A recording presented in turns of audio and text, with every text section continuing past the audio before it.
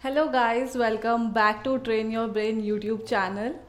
तो आज के वीडियो में हम पढ़ने वाले हैं about the differences of asexual reproduction and sexual reproduction.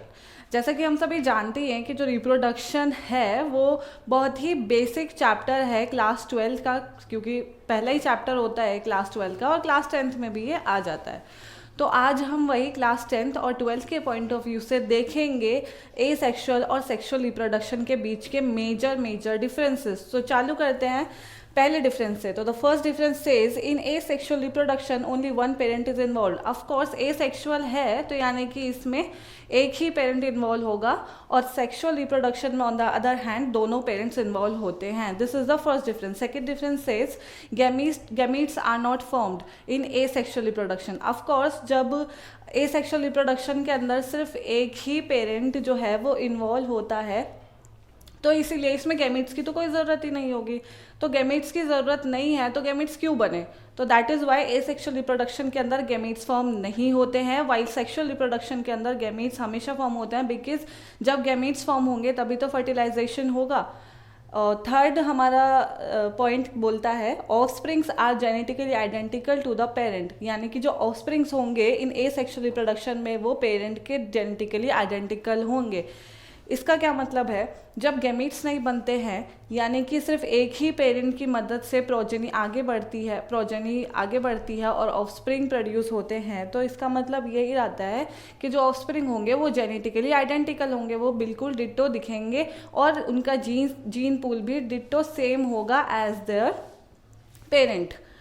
While talking about sexual reproduction, offsprings are genetically different from the parent. Of course, दो गैमेट क्योंकि इन्वॉल्व होते हैं तो दो लोगों का जीन पूल इन्वॉल्व किया जाता है इन सेक्सुअल रिप्रोडक्शन, तो दैट इज़ वाई जो ऑफस्प्रिंग होते हैं थ्रू सेक्सुअल रिप्रोडक्शन वो पेरेंट्स से डिफरेंट होते हैं।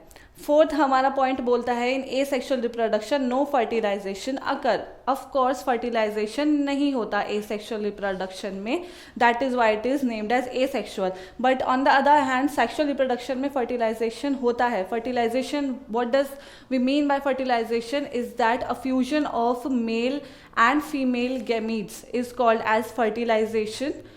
और फिफ्थ पॉइंट की हम बात करें तो it involves only mitosis. Mitosis यानी कि एक सेल से दो सेल में कन्वर्ट होना, 2 से 4 में, 4 से 8 में, 8 से 16 में, ऐसे करके अगर कन्वर्जन होता है सेल्स का तो उसको हम बोलते हैं माइटोसिस। तो एसेक्सुअल रिप्रोडक्शन में सिर्फ माइटोसिस ही इन्वॉल्व होती है, बट अगर हम सेक्सुअल रिप्रोडक्शन की बात करें तो उसमें meiosis as well as mitosis दोनों के दोनों ही इन्वॉल्व करे जाते हैं।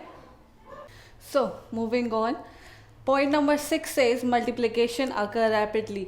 एसेक्सुअल रिप्रोडक्शन में इतना ज़्यादा नहीं होता है झंझट, इसमें मतलब एक ही पेरेंट इन्वॉल्व किया जाता है, तो इसमें मल्टीप्लिकेशन जो होती है वो रैपिडली यानी कि जल्दी जल्दी हो जाती है। वाइल सेक्सुअल रिप्रोडक्शन की अगर बात करते हैं तो मल्टीप्लिकेशन उतना रैपिड नहीं होता है। एसेक्सुअल रिप्रोडक्शन के अंदर पॉइंट नंबर 7 कहता है there is no variations. Variation under asexual reproduction नहीं होता है, बल्कि वेरिएशन होता है इन सेक्सुअल रिप्रोडक्शन। वेरिएशन क्यों होता है? क्योंकि जब दो लोगों का जीन पूल मिलता है, दो लोगों के गैमीट्स का फ्यूजन होके सेक्सुअल रिप्रोडक्शन प्रोसेस पूरा होता है, तो इसलिए वहाँ पर वेरिएशन आता है और इधर वेरिएशन नहीं आता है। 8 पॉइंट कहता है asexual reproduction does not lead to evolution of species.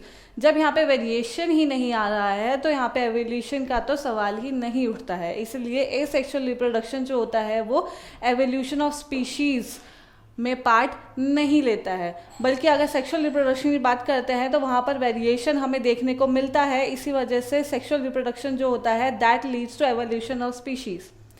Point number 9 कहता है it is not a complex process. Of course ये कॉम्प्लेक्स प्रोसेस नहीं है, जब इतना सिंपल सारी चीज़ें हो रही हैं तो एसेक्सुअल रिप्रोडक्शन कॉम्प्लेक्स प्रोसेस नहीं हुआ, बल्कि सेक्सुअल रिप्रोडक्शन एक कॉम्प्लेक्स प्रोसेस होता है।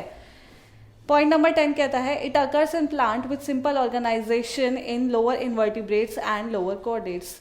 जब सारी चीज़ें इतनी कॉम्प्लेक्स नहीं है इन एसेक्सुअल रिप्रोडक्शन, तो ऑफ कोर्स ये उन एनिमल्स में या उन ऑर्गेनिजम्स में नहीं होगा जिसके अंदर सिंपलर ऑर्गेनाइजेशन नहीं रहती है। ये एसेक्सुअल रिप्रोडक्शन सिर्फ उन्हीं ऑर्गेनिजम्स के अंदर मिलेगा जहाँ पर या फिर जिनके अंदर सिंपल ऑर्गेनाइजेशंस रहता है।